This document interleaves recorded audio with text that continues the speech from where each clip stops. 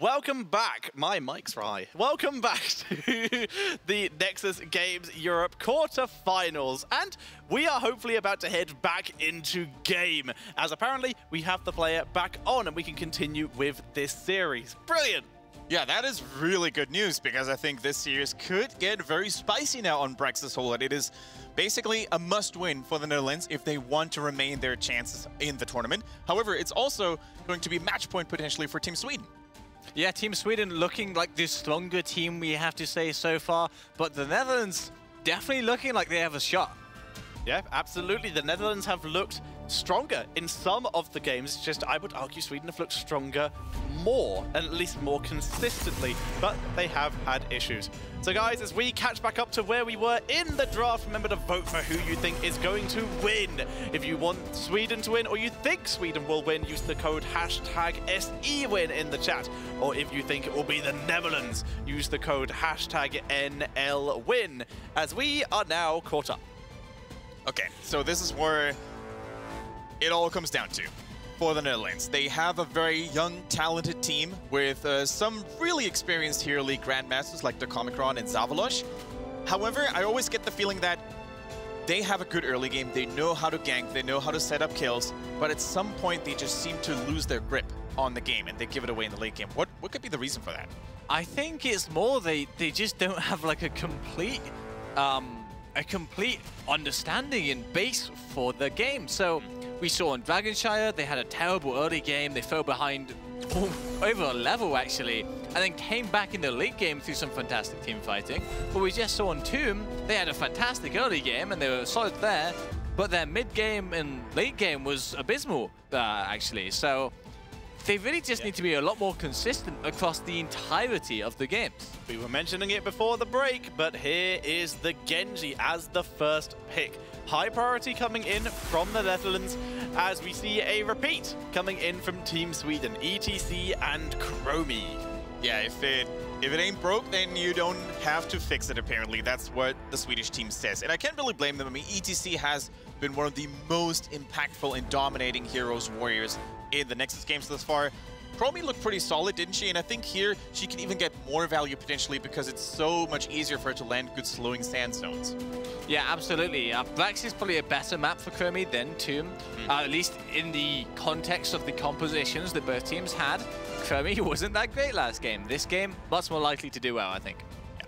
It's really cool to see that we're probably going to see a change in her abilities. I can't see another temporal loop go down, although it did do a little bit of work. I think it's more like a situational thing you can do if the opposing team doesn't have a lot of burst protection or cleanse. Yeah, I definitely think so. I think it was specifically picked because Brightwing was not there and could not come before the loop finished. I don't think it even would have been picked unless Arthur's was out of position in that situation. We see a Nubrak coming in here for the Netherlands. We've seen how scary B-Guy can be on this. And Rhaegar, a hero with cleanse. But as with all cleanse heroes, he can't cleanse himself. The difference is, though, Dahaka has an unstoppable ability. If he is temporal looped, he can escape. Genji, not so lucky unless he decided to take X-Strike, which is potentially going to annoy Bakery if it was the case. It would. Right? Wait, you don't like X-Strike? Not a fan of X-Strike. I think Dragon Blaze is too valuable, man. I would blame you. There's like one situation I would say X-Strike is available, and that is if they are only have crowd control abilities and they're aiming for you. And especially if they're ones that wind up. Like even stuff like Pyroblast, you can just hit W. But something like the Temporal Loop, once again, W kind of blocks it. So X-Strike, just has to be very high crowd control abilities. I can already see Genji use X-Strike to dodge a Hanzo stun arrow once he's in the game. Yeah, there is a chance. And then we have the chance of the triple dragons. Yeah. Could be cool. Well, quadruple if you include Chromie. Do we have 5 dragons in the game? There's a lot of dragons in Heroes of the Storm right now. I'm trying to think who the 5th one would be. Abathur could go for a copy. That's the argument. We could have basically anyone being a dragon. But yeah, I guess Brightwing, there we go. We got 5 dragons. Fairy dragons count, right? Yes, they do, because I said so. As we do see the Sonya banned out, removing that very strong solo lane potential. To me, it almost seems like the Dutch team right now, they're meditating and they're contemplating of what works best for them and what has worked best for them in the past. And right now we see the ultimate comfort picks. We see B-Guy on that Anubarak. He had an astounding performance there in the group phase. We see Zavalosh on his baby boy Rhaegar, on his most comfortable hero. And as you said, Bakery, we're probably going to see 6 again on that Genji, really trying to show everyone that he has what it takes to make the hero look good. He definitely did not look good in the later half of that Tomb game, but one of the reasons why they were ahead in the first place was because he looked so good on the Genji and had so much pressure in the rotation and even ganking bot lane. So I'm really hoping he can have a return to form and show us why he is a scary Genji. So, Sweden here, one of their supports is banned out. Last time this happened, they went for Greymane Uther and then picked up Karazim as their last pick. Right now, they are almost an entire mirror of their last draft, and they could still go for that. And Uther is still valuable, definitely. It's against the Genji, it's against the Nib, it's even against the Veigar. Whether you should pick it right now, maybe not. But the question is, if they were going for the same draft as last time, would you pick Karazim over it? No, they are changing it up at least a little, bringing out the Stukov, a lot of that AoE damage, and of course, ETC plus Stukov equals crowd control for days. Put on a slowing stance on top of that, and you are AoE zoning for days. But I really think it's cool to see how both teams are really patient with their solo pick, with their solo laner. They're really trying to look at the opposing team first and pick something against that accordingly. None of them wants to show their solo cards early. Netherlands, though, they have to reveal theirs now, though, as it is their final 2 picks. They must show who their solo laner will be. We have seen a noobs take solo lanes in the past. Quite a long time ago, back when Beetle build was the good. So, probably not going to see a noob solo lane this game. Like, you could maybe get away with it. You went for globes, but still going to be rough. You lose to everyone else is the issue. The Netherlands do have one thing going for them in the solo lane, though. They do actually have the Genji, and Genji is a tool that is fantastic at ganking lanes. Very true. Genji definitely that enabler to really get your solo lane snowballing. And the cool thing about Genji is as well, it normally doesn't take a long time for him to really make those ganks. So when he gets the gank going, he normally gets a reset, can use that over the wall, use the cyber agility, and he will be back in the format in no time. So, as unfortunately, we do have a little bit of technical difficulties, so we did not see, because we did hear the sound effect with that last lock-in. Who do we think would be the last 2 picks? We still need that solo laner, like you said, and of course Genji will help with the rotations. Who are we going to Theorycraft would be the Netherlands' final 2 picks? I would recommend someone who has some sort of escape against the Genji ganks. So maybe a Dehaka, maybe a Sonya, who's very hard to kill in the first place. Yeah, I definitely agree. I think you've nailed it right on the head there. I think Dehaka is the one I'd like to see, because when you pair ETC, Dehaka, and Stukov together, the amount of kill potential you can have is insane. Stealing it away is a very good idea here. But if it's not taken, of course, either of those, whichever one's not picked, would be perfect for Sweden in the same idea, in the same frame. All right, so what do you think of a hero like Zagara here? Do you think that's too risky against the Genji? I think so. I think that's too risky against Genji. Muta is very good against Genji because it's just annoying. It gives him a lot of poke damage, keeping him low. The problem is, Zagara is also made out of paper mache for anyone who is able to get into that backline. So therefore, Zagara can have serious issues against a Genji. And if you want to speak about someone getting into the backline, it's Genji. he is in, and the reason he's so good against Zagara is because her model is huge, and her main source of escape is movement speed. With Genji is the other side, getting the movement speed from that level 1 talent, he can completely body block her and she cannot move. And while she's being body blocked, with that huge model, he hits all 3 shurikens again and again and again. It's a huge amount of damage. So you're saying she should go on a diet? Yeah, definitely. Zagara, definitely get on a diet. She's a brood mother. How dare you tell her how to live her life? But yeah, Genji, very commonly known to be short for Genji in your backline, killing all of your heroes. So he is the perfect hero for dealing with someone like that Zagara. So cool to see. But Sonya and Dehaka still would work out. However, both of them can have issues against ranged solo laners.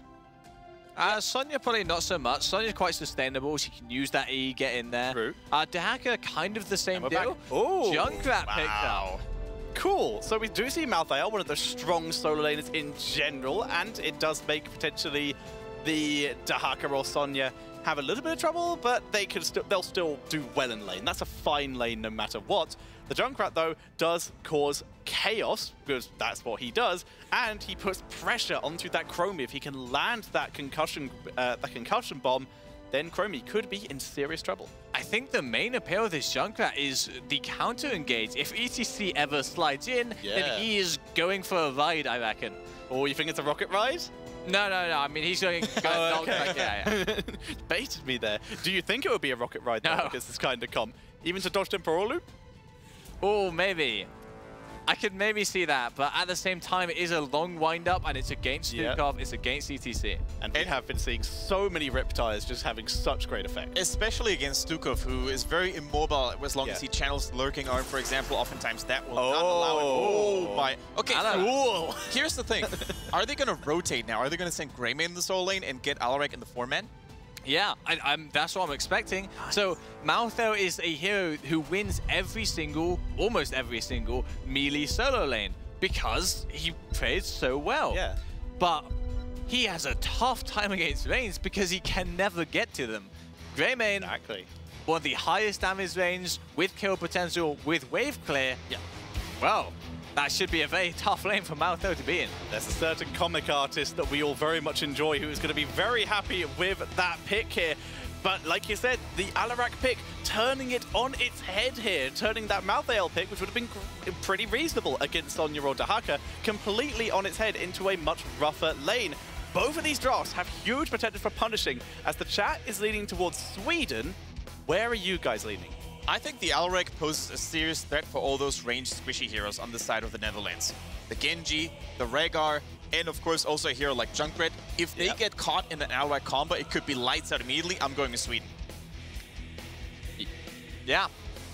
There you go, everyone. That pretty much described my thoughts exactly. I love the adaptation. Sweden, I'm sure they're very pleased with themselves right now, and I think their fans will be as well. My vote's on Sweden. They can deserve to be. I am also going to be leaning towards Team Sweden. I have faith in the High Lord as he is finally here. As we head into game number 4, and Bakery introducing the team with the Alarak here. On the left, it is Team Sweden with Daikon on the Greymane, Henning on Stukov, Kanuti playing the Chromie, Rask on ETC, and comboing his teammates with the Scar on the Alarak. Whereas on the right-hand side, it is Team Netherlands with B-Guy back on his Anubarak, Zavalosh back on his Rhaegar, Six back on his Genji. The Junkrat is being played by Atmos, and in the bot lane, creating a mix-up here, it's Dark Omicron on the Malthael. For starters, there's the bomb trying to jump Scott into their backline so they can kill him there. Good move there by Atmos. They weren't able to do it. But we do see the Alarak in the solo lane. Both teams look very comfortable. Alarak in the solo lane because they are doing a 4-man push. Yep. And that means that Netherlands as well doing a 4-man push. Alarak's the best defender they have. Yep, he is in a slightly rough position, though, due to the fact that he is getting pushed in hard. And he's gone for the extra sustain. Sustaining power at level 1. Slight problem with that, though. He's not taking any damage, because if he takes damage, he's probably going to die. Yeah, absolutely. Now, he does have some kill potential here. A good combo, but sadly, just not enough to actually secure a kill. B-Kai cancelling that bow a little early, but the fort goes down. Ball goes down, whereas bot fort will go down a little bit slower. The push speed coming in for the Netherlands is a little bit faster. Now, if Malthael had been able to delay, that would have been a perfect opportunity to rotate, but it does look like, oh, Dark Omicron moving forward. Looks like they wanted to try and get engaged, but Sweden, too careful, able to pull back. So we're actually going to see a lane swap right now. We already see top lane so much in control that any advantage that Alarak might have been able to have, or even Greymane if he rotated up there against the Malthael, is going to be much rougher because there is now no fountain. If I am Team Sweden, though, I am very comfortable with the situation I am in. I still think that Alarak can win that top lane. Maybe not as much as the Greymane could, but I still think he has a chance to. And with my falling, with this much kill potential, having so much space since the fort is down, I think it's a strong situation for them to be in. Rhaegar moving up to those Hellbats, going to take control of them. As 6, I don't know if he scouted Rask, and that could be an issue. We in fact see Zavalosh moving off the point now that ETC is there. Now ETC is surrounded. He has the power slide. There's the burrow charge. Damage is being dropped, but it's too early. Junkrat does not do enough damage. Yeah, Junkrat definitely not a hero known for his burst damage. Not even really for sustained damage. But until level 10. Until level 10, yeah. Or unless he dies under you, in which case he has super burst damage, which can be the potential issue with Alarak telekinesising him into his own team.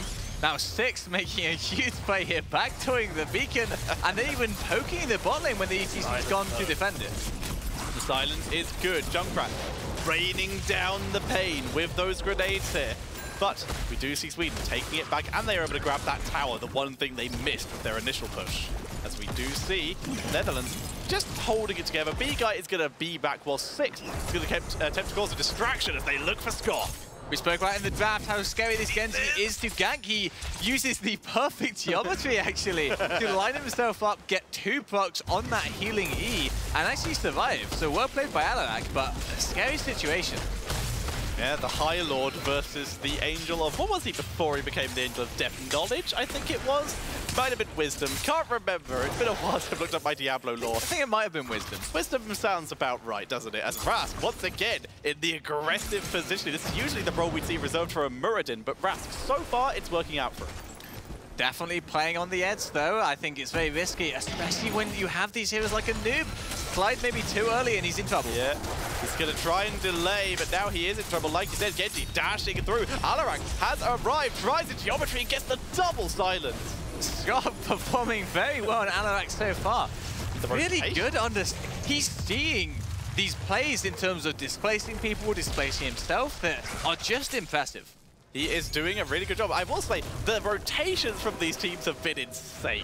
We've gone from 1v4 in top lane to 1v1 to 2v2 to 2v4. The teams are rotating, always trying to get an advantage. This is a high-level game of Bactis Countdown. This is exactly how the optimal game looks. Always rotating, always looking to just get that tiny, minuscule advantage that maybe allows you to take a tower, or maybe gives you some progress on a beacon. We see Nuti able to escape thanks to the time trap there. More grenades being rained in though. Pause comes out now. Hopefully there's no more tech issues. Hopefully. Obviously not the best end to the tech issues so far, but we are trying our best. Our apologies.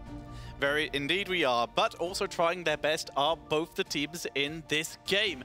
So far, the Alarak pick working out, but the Genji pick so far, and this is very similar to the last game, looking good. It's looking solid at the moment. 6 definitely redeeming himself from that late game. So far. Controlling the early game, and the only reason the Netherlands are still in it, with that fantastic backdoor, the fantastic gank on top lane, even forcing Rast to almost die in the bot lane as well. He's making all of the plays for Team Netherlands. And I'm pretty sure we are currently on 0 kills to 0. The one attempt we actually saw that might have involved a kill was that Alarak in the top lane, but once again, using that telekinesis, pushing himself, would preferably like to have gone away from Genji, but bringing Genji with him, Genji did not have enough damage to finish the job because he'd already used that Swift Strike. Indeed. So, right now, we're going to have a quick look at the drafts again, and the Malthael, he's gone for the solo lane build, as we would have expected here against either Greymane or the Alarak. He's gone for the extra single target damage, the die alone, and of course, that slow that we are seeing, I can't remember the name of the talent, but the slow we see on the level 7 from his Soul Rip. I am slightly disappointed, I have to say, by the decision to send Greymane in the 4-man instead of the Alarak. Yes, it is good for pushing, but once the pushing phase ended, I would have liked to see him swap around. Exactly. Because I do really think that Greymane would destroy Malthael in that lane. Of course, Greymane is probably more susceptible to the Genji, so that's I'd imagine why we're not seeing that, but I'd like to see that risk taken. It's the fact of Alarak is fine, Genji might be better or could be punished. It's very much a risk-reward basis, and it looks like Sweden took the safer of the two options. Alarak much better escape potential than Genji, than Greymane, who sometimes has to escape, engage with, of course, Darkfight to get a disengage roll. Yeah, we're definitely looking at a low risk, no reward play versus a high risk, very high reward play. Yeah. So Sweden opted to play it safe, as is tradition actually for them this entire series. Yeah, I would agree, actually. They haven't really put on the majority of those risky plays, other than the ETC positioning in this game. Once again, it is risky when you're against someone like an Anub. It's not so bad now. If he keeps doing that once level 10 is passed, then there's a very good chance he will get himself blown up.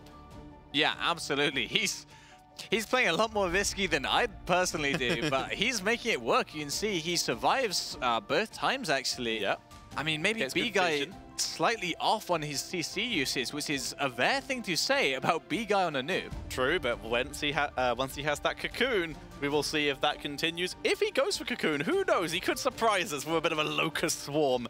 But the Cocoon, especially with the best hero for dealing with that being Stukov, I think the Silence burns through the Cocoon. So with the best hero available for dealing with it currently, probably already having the Silence down in the team fights, that might not be ideal. The Cocoon could cause a lot of problems. Silence also a very long cooldown, a very influential cooldown. You do not want to use that on a Cocoon. Exactly. So it could be a pretty severe issue if they aren't careful here. ETC attack speed isn't so bad. Stukov is very slow.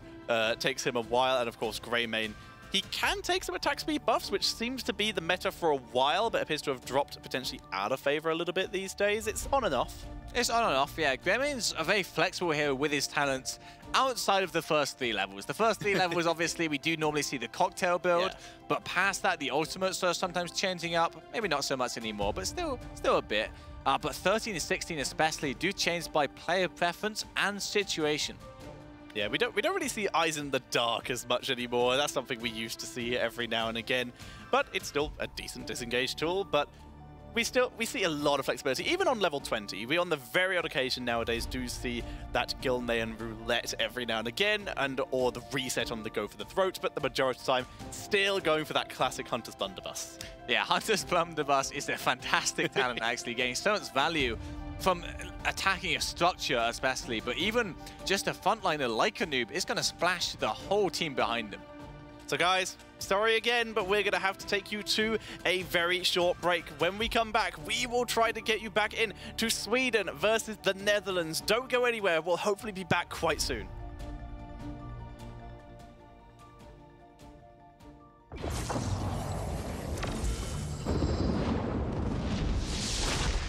Hold on to hope. It will not abandon you. The eternal conflict continues between the forces of good and evil.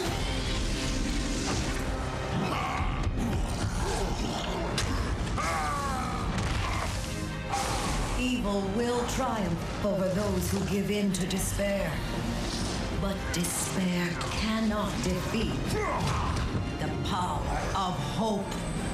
Hope is the voice that will never be silent. Hope is the stream that fills the wells of courage. Hope is the light in the darkness. And in the darkness, I will be that light.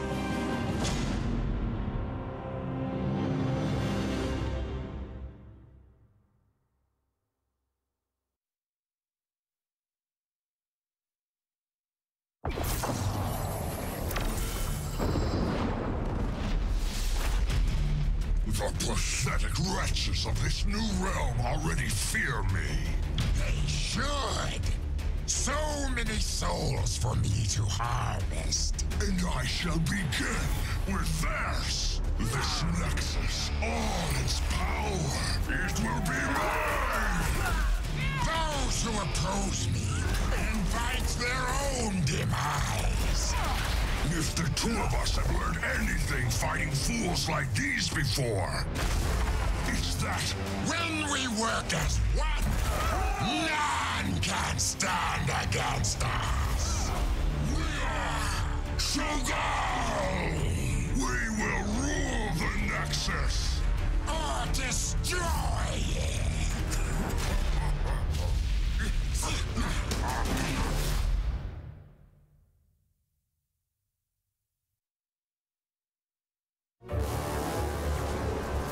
The aftermath of the Omnic crisis affected the entire world, perhaps nowhere more drastically than in the Australian outback.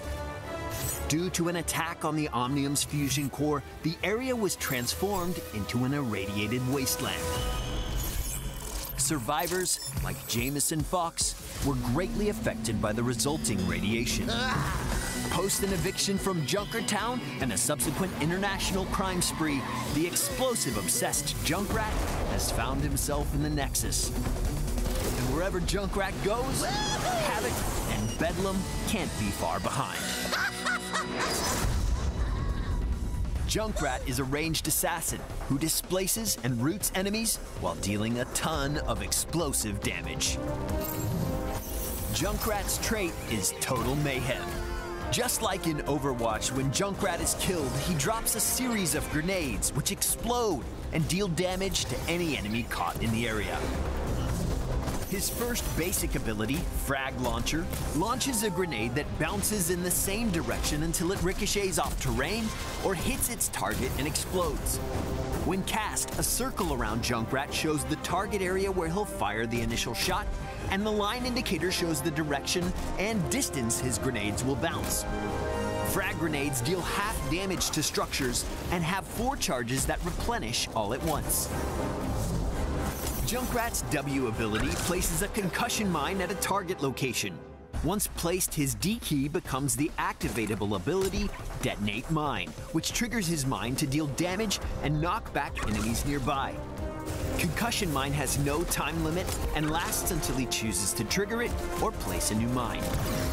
As you would expect, Junkrat takes no damage from being knocked away by his own mines, allowing him to make a stylish getaway. With his next ability, Steel Trap, Junkrat tosses out a giant metal-toothed trap. Once armed, it injures and roots the first enemy that strays too close. Junkrat can only have 1 active trap, and recasting destroys the old one. Fire in the hole! Riptire is Junkrat's first heroic ability. After Junkrat lets her rip, he controls this motorized bomb for a short period.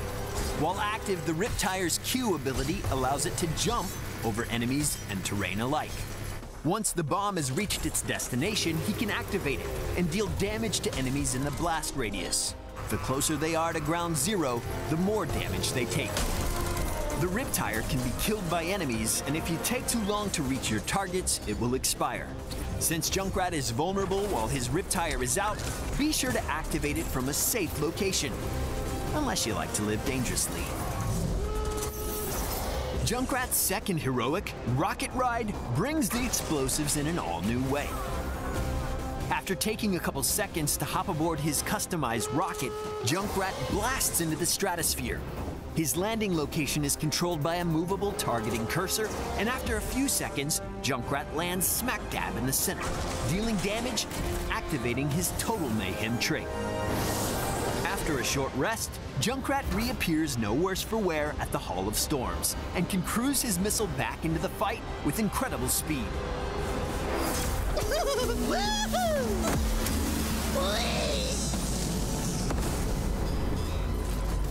Causing chaos is what Junkrat does best. Knock your enemy around, tire them out by forcing them to dodge grenades and traps. If your enemy isn't totally confused and exhausted, then you're not doing your job right. Here are a few ways you can spread the mayhem. Chattering Teeth upgrades Junkrat's steel traps, allowing them to slowly chase down enemy heroes that come within biting range.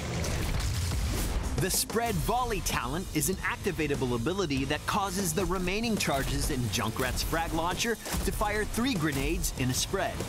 Once you're out of grenades, the party's over, so activate it at the right time. Cannonball adds extra power to Junkrat's grenades, increasing the size of the explosions for his basic attack, Frag Launcher, and even Spread Volley. Plus, you get to fire cannonballs at people. The Nexus is a cosmic storm, violent and unpredictable. And where there's unpredictable violence, there's usually Junkrat as well. I won! I won! What did I win?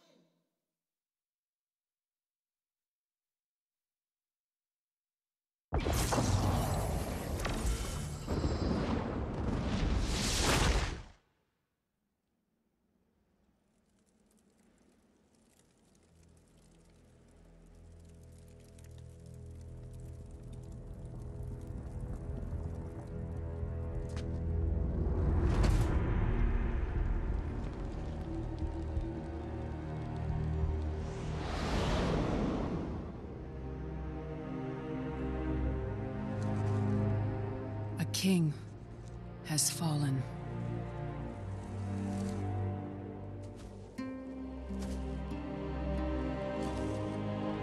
A father. A friend.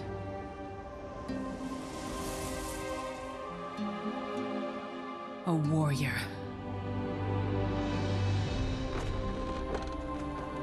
Defender of the Alliance.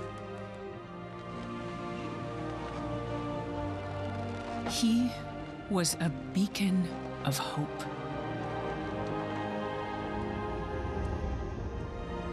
A leader without measure.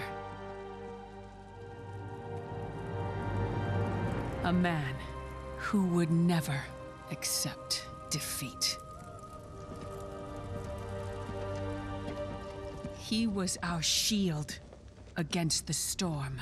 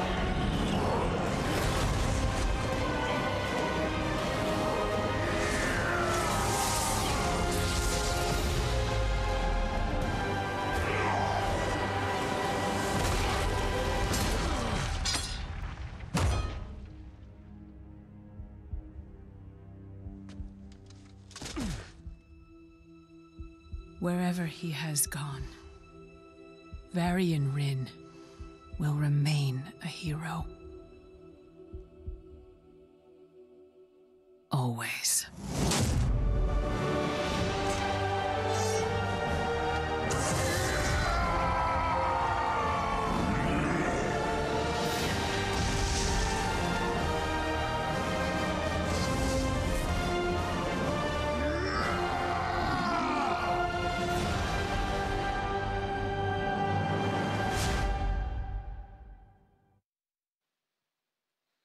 Welcome back, and I am afraid I'm once again going to be the bearer of bad news, but this time good news. The good news is the player got back in and we are getting ready to play. However, the bad news is it's going to be a regame and we are heading straight in to not waste any time. So we will do a quick intro this time. I will do Sweden. We have heading Skar, Daikon, Rask, and Nuti, and on the right, Bakery.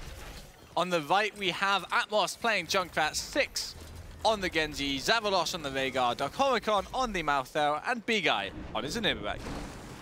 We are back in. So, once again, guys, sorry for the regame, but the teams are still going to play this out. Let's see if they play it any differently. The 4-man might be slightly more expected, and it looks like instead we're seeing a little bit of a 2-3 split coming in from the Netherlands here.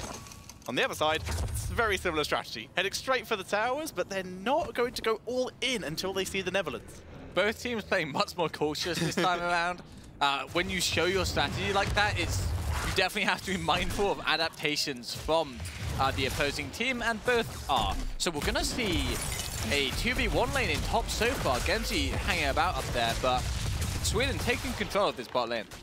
They have full control of this bot lane. The Genji is in fact going to ditch Malthael in that top lane, and it's going to come back down as Greymane is sent careening backwards as Genji moves in. Not going to take a sneaky route, he is just coming in to join in with the standard laning, at least for the moment.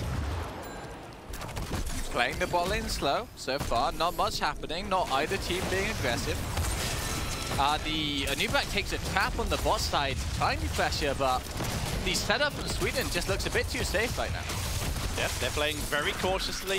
You can see the Chromie trap consistently near where Chromie is, so that if Genji decided to try and go onto Chromie, then she could retreat to her trap and give herself a potential escape route, and of course the potential silence as the follow-up for it. And the fact is, they don't have to go too far forward, because Henning, the one hero who might have to in this scenario, has taken the Spine Launcher.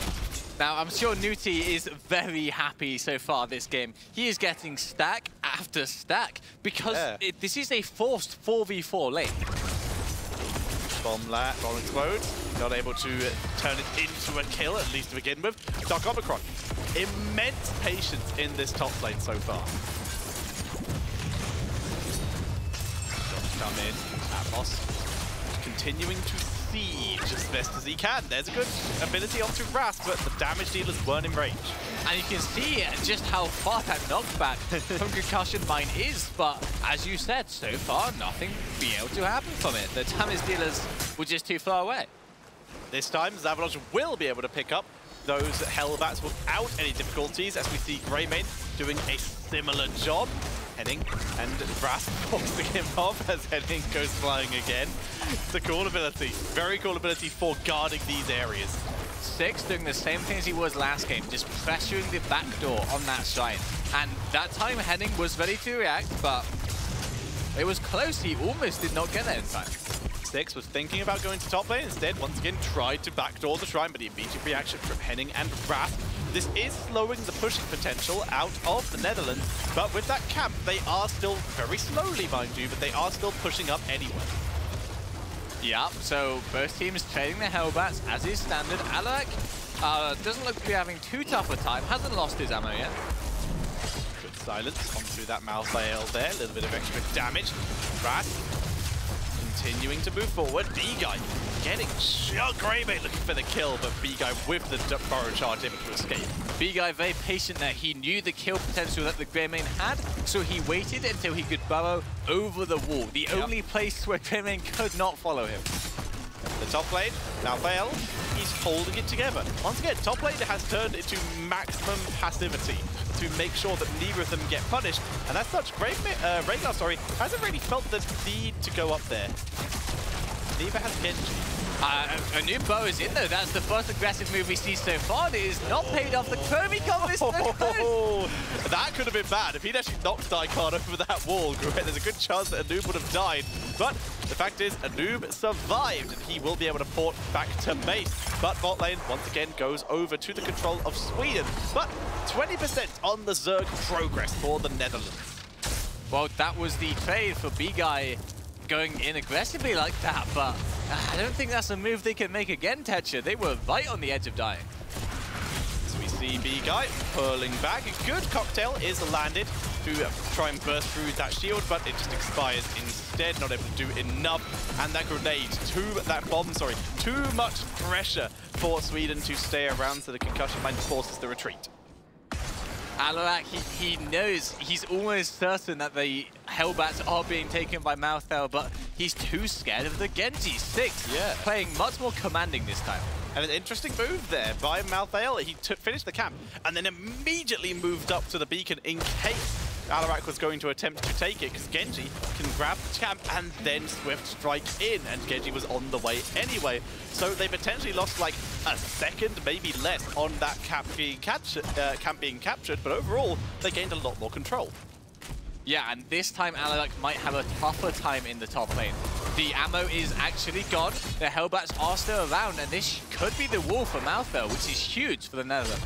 Could be. He's working his way through it, trying to pick up the damage onto those towers. Malthael, of course, his trait does not affect the towers, so it's going to take him a little bit longer than he might have liked, but he will get there eventually. We're sticking with tricky shuffles for the Junkrat here, that extra movement speed, making him harder to lock down, as you can see here. Very standard, very standard. Yep, that's what we usually see. Yeah, sometimes we do see big as, but usually we do see tricky stuff. We've seen big as one time, and as such, we have not seen it again. Chromie has her level 8, and she's still going for that temporal loop. Now, of course, Rhaegar, as B-Guy, gets wrecked. Rhaegar is the perfect target for this. Nuti gets punished in exchange. Nice. Speaking of getting wrecked, the Junkrat combo was huge, and Genji's going out. And Alarak died in the top lane. Dark Omicron was able to 1v1 him. Whoa, Sweden just completely fell apart before our very eyes. And ETC has stolen the camp? What is happening? This game's gone crazy. Something just went crazy about this game, that's for sure. Okay, so Sweden losing 3 members across the map. 6 making a great play, but now almost going down, actually, to the Stukov ETC combo. 3v2, they cannot take the beacon. They cannot take the beacon, however, the fort takes a lot of damage from that cap that ETC was able to steal away from Rhaegar. That is a big deal as Chromie comes up to help Alarak, and that will at least secure the beacon. And as such, currently, both are in favor of the Netherlands here. The Chromie gank, not something you see very often, but paying off there.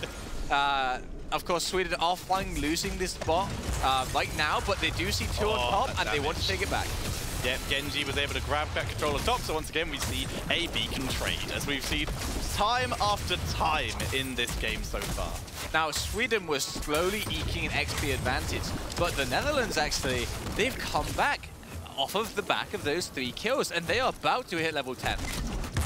We see the cocktail come out, temporal loop is dropped, Noob tries to land a stun to prevent ETC from following up, but Greymane still in position and is able to finish off that kill just in time for level 10 to be hit by both teams. The Netherlands just a bit lacking, honestly. The Rhaegar should never have left when they were so close to level 10. And if the Rhaegar had left, the Junkrat never should have been that far. Mosh. And it's the kill coming in. They even dropped the silence in case the Mosh expired before Genji was dead. Nicely done by Sweden. Now, if I ask you, Tatcha, is Mosh worth for 1 kill?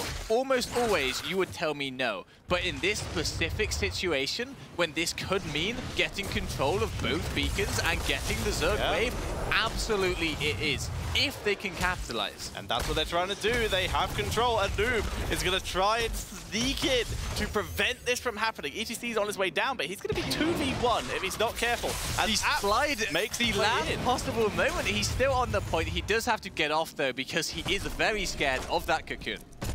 Yeah, the cocoon will force him back. Nuti is now down here as well. Once again, a little bit of a safety time trap that he could use as an escape tool if someone wants to engage him. The boss? Okay, yeah, he was just waiting to gank on the top lane, and Alarak is sadly not in the position he wants to be in. Deflecting the counter-strike.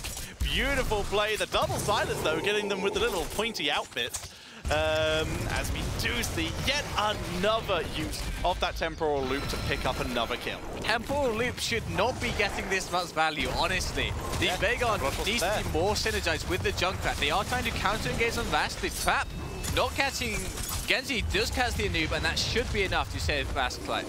And this will actually give them a temporary control of both beacons, because Daikon did not take control of this top one, thinking someone was still here with him.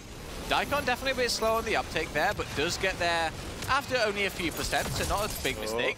2 in the top lane now. Yeah, he's dead. Daikon taken out, but bot beacon retaken by Sweden, so this will prevent the Zerg wave from ticking up 72% for Sweden to 52% for the Netherlands. This game got super interesting somewhere a few minutes ago, Tetsuya. Yeah. Since then, stuff has just not been settled at all. So we see 6 continuing to poke Brask here, just doing a little bit of damage here and there as a noob moves forward. The flailing swipe does not affect the Riptire as a huge chunk of damage is done to Sweden, but we see a great amount of healing coming out from the Stukov and a great Ancestral onto 6 to keep him alive. ETC is delivered to the point exactly where he wants to be, but he is outnumbered. His team a little bit slow on the uptake, but there's the mosh pit coming in. The Chromie damage just off point there, but the damage from Greymane is still easily enough. Daikon with the double V-set on go for the throat makes a huge play. Henning gets the level up. I think he survives, Tetsuya. Oh my. If he'd moved forwards, one of those grenades would have killed him, but he moved back and was able to keep himself alive. both beacons in favor of Sweden, and they will take the first Zerg wave at 10 minutes. 10 minutes in, quite late for the first Zerg wave, but now that it's starting to come down the lane, this is a scary situation for the Netherlands to be in. It's level 13 versus 12, it's a full Zerg wave, and Maltho has not even spawned yet. He has not even spawned, and also we are still seeing the lingering spines coming in for that Stockholm. Even without the extra radius or the extra range, it's so great. You mentioned the high cooldown. This can be a huge deal to just drop it and keep some protection for your team while you're able to micro away. Now, I think we need to see the Netherlands. They need to hold out for 13. They need to try not to lose the keep. But the major thing is they need to not take a fight where they lose people right now. If Cleanse is forced out on the ETC or even the Netherlands, but the concussion mine's big. Counter-Strike saves him, the Riptide comes down. Riptide really just sort of being used to clear there, not getting as much value as they would have liked. Malthael's on the way, but he's got so long for Tormented Souls. They've used all their heroics. They're beautiful engaged by the Alarak. Not enough to finish anyone off, though, as Genji moves in, poking damage, getting some good deflect value, as it's a slow and methodical move forward without heroics by Netherlands. Gets punished. Down goes Dark Omicron here, as Savalosh is also targeted, taken out. And this was really risky to take without heroics, and they're getting punished for it. They seriously get punished for it. Oh my, the Junkrat trait is huge damage to the Alarak. The second player this tournament on Braxis Holder as well. Did not pay attention to that trait. But it's punishing in the end, if you're not paying attention. The keep goes down, and what was a 1-level lead is turned into a 2.5-level lead and potentially a boss. 6 though. He needs to not clear. He needs to not clear these just yet. And Sweden, they saw him holding out. They now show him bot lane, and 6 is more than happy to clear it up. Well played by both teams.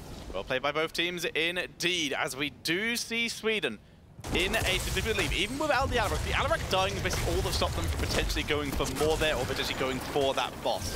Instead, they are going to wait for him to respawn, which has already happened. The difference is now 16 is available for Sweden. Everyone is alive, and the Netherlands have their heroics. So if they wanted to fight, they could. It would just be really rough. Pushing it to 16 is difficult. Now, the Netherlands have 2 options here. They can try and force the boss, and they can try and use the Genji deflect to get a kill, or they can try and play it passive and try and get 16 for the Zerg wave, because there's no way they can have it for when the beacons spawn. You do see a good telekinesis, some damage onto Atmos, but Rhaegar continuing to drop those heals, keeping everyone topped up as the grenades continue to come in, putting some English on it, getting that extra range, so getting some more stacks of that level 4.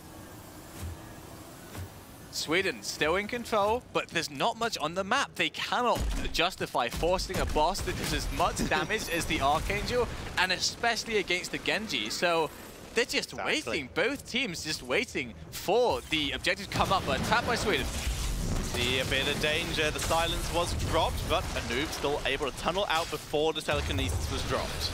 Nicely done. Once again, very safe play from Sweden. They had the talent advantage, and they still will have it for another level. But they're still not really comfortable. They're happy to set traps as opposed to trying to force something. Now they're finally going to try and put some pressure onto this bot lane. Rask coming in from the side, tanking the towers. They want the keep. Now the beacons are spawning, so this is the cue, I think, for Sweden to go back, capture both beacons, and try and get that Zerg wave to come in before 16 is hit and ready for the Netherlands. It's cleared by Atmos, but he's also a little bit low, may need to heal up when he finds the opportunity. In the meantime, like we said, Sweden moving up to those beacons, trying to gain control while they have the advantage. Sweden, they still have 16, and the Netherlands, they want to do something because they know this is almost certainly a keep if they do nothing, but they are not 16 Tetcher, so what can they do? They're in a rough position. They potentially have to try and take a fight, a disadvantage, or try and do sneaky rotations, maybe using that Genji. But if they lose a member now with the double silent combo, that is a Dark Omicron taken out. No more Malthael, who still had Tormented Souls. This is a disaster for the Netherlands. He knew how risky it was, but he knew that he had to do something if they didn't want to just lie down and accept their fate. Riptide comes in, gets a bit of damage, but That's not impactful damage. No. That's going to be healed up very quickly by Stuko. Yep, Henning heals it up, and they're already all back to full. In the meantime, though, they're trying to get the counter kill onto Scar here, but they can't do it. They can't take the risk of him counter-striking and the rest of Sweden showing up. And they do show up. 6 in trouble. Nice cyber agility to dodge the ETC, but ETC is not done yet. He wants to try and grab something. Now, although it might have looked bad for Maltho to die, so far, it's been exactly what they needed. It's given them time, but B-Guy getting caught. Cleanse comes down. It's not enough. Loop onto Vega as well. This could be the start of the end. The Zerg wave is about to march in. They're already going to the keep. There's a mercenary camp in the top lane as well, clearing out the minions. The Zerg wave begins to push in the bot. The keep's already being taken down, as is Genji. It's only Junkrat. He's just throwing concussion mines, trying to buy time. Tormented Souls is available. You can't use it if you're silenced. Big deal here. As we see the Tormented Souls, Moshpit is going on to Junkrat, which may kill Rask here if he's not careful. There we go. He does cancel it. Dark Omicron trying to delay, but with the push in the top lane, there's catapults, there's mercenaries. That is gonna be GG. And Sweden will take the game and the series with a 3-1. Well-deserved victory for Sweden. They were the better team all along. The Netherlands, not disappointing. They performed. They showed how strong some of their players are. In Six, in B-Guy, in Zavalosh, in Dark Omicron. But sadly, Sweden just too strong. Sweden just too strong here. Commiserations to the Netherlands. They looked really good in a lot of those games. But in the end, Sweden able to top them out a little bit. Yeah, I think it is safe to say, though, that the Dutch fans can be proud of their team. They really gave us one hell of a tournament, even making it out of probably the hardest group they had to face in the tournament, dealing with Spain, defeating them convincingly. That's quite the achievement, and I think we can all be proud of the Netherlands. But kudos to the Swedes. They showed us clean, crisp team fights in that game, and I think we can start off with the first replay. Then we're going to take a look at, it is more of a gimmicky play, but it's cool to see it nonetheless here. We take a look at Junkrat, Atmos in the backline here in particular. B-Guy, he gets countered, doesn't have the bird charge anymore, just use it to initiate. But a cheeky concussion mine onto Knuti, and 6 seals the deal here. That was really cool. They could also go for a chase here. Diakarn is going to fall in the process. So it was a quick 2-for-1 here, just initiated by one cheeky concussion mine. But on the top lane as well, Alec died at the same time. Yeah. And that's why Sweden had such a tough time, all the way through to level 14, basically, because of that play. Exactly. So we're going to see how the shenanigans of a concussion mine can also sometimes backfire if we take a look at replay number 2. It's not all golden, you know, when Junkrat decides to cause a little bit of mayhem. So, take a look at Styx here. He gets caught in a time trap. Beautiful decision-making here, by the way. Helping out Rask with a nice mosh pit. Actually, that was not the concussion mine play. That was just a good map awareness play. Realizing you said it during the commentary, you know, they invested so many cooldowns, so many resources like the mosh pit, but they gained a lot of Zerg meter progress. I think it channeled all the way up to 80% after that. So they invested cooldowns for map progress. Yep, very nicely done by both of these teams. This means Sweden will be moving on in the bracket. I'm trying to remember the bracket order. They will be playing the winner of France versus Hungary, if I do remember correctly, which will be our final game of the day, depending on how depending on where we fit in the Germany versus Italy game. Definitely true, and as we can see, we're probably going to have one more replay. I'm not sure if projection has it queued up. Okay, so we're going to take a look at that. And this is actually what I was referring to earlier. The mean downsides of a concussion mine. Look at ETC. He was actually knocked onto the beacon, giving him a little bit of a mobility boost here. Keep in mind, concussion mine is now on cooldown. Atmos can't use it to interrupt the mosh pit that is capturing 2 people at the same time. It is an absolute bloodbath. And from here on, we see that Dark Omicron is trying to pressure Henning in the backline a little bit. Not enough damage coming in, though. And now he actually pops the Tormented Souls just before he's about to die. So that means the hero is going to be on Death Timer and a long cooldown on top of that. Yeah, absolutely. A slight misplay, but the thing that stood out to me, that level up actually gave... The level up was insane. The level up on Henning. He was going to die to that dot, but he hits the level up, he gets a fraction of HP, and that is enough to save him. It was so hype. Well, guys, that is the end of this series. We have our first team in the semi-finals. And I will tell you now that we are going to go back to Germany versus Italy. And we will be doing that after this very short break. So do not go anywhere. We're going to get this going and keep the ball rolling. Be right back.